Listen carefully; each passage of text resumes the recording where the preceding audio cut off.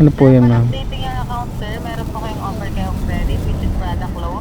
Nagkakalagay ito, sir, ng 60,000 pesos. So, dito, sir, po pwede tayo mag-avail ng any gadgets, appliances, furnitures. So, pwede po dito yun, sir, no? Punta lang tayo sa pinakamalapit na partners ng credit sa mga malls na marapit sa inyo.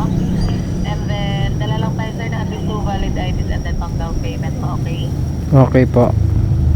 And then, if ever na nung, sir, gusto niya pang malaman yung mga possible offer pa na darating sa inyo na ibibigay ng credit, sir, o pwede tayo, sir, mag-download ng Home Credit mobile app para at least updated po tayo, sir, sa mga possible offer, okay?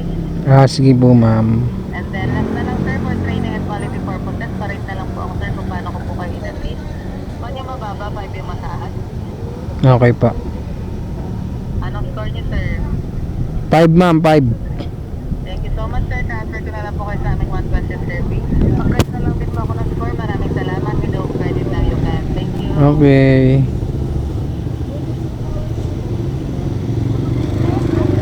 Were you satisfied with the quality of service provided by our operators? Please rate us from 1 to 5. 5, oh. Thank you for calling Home Credit Service.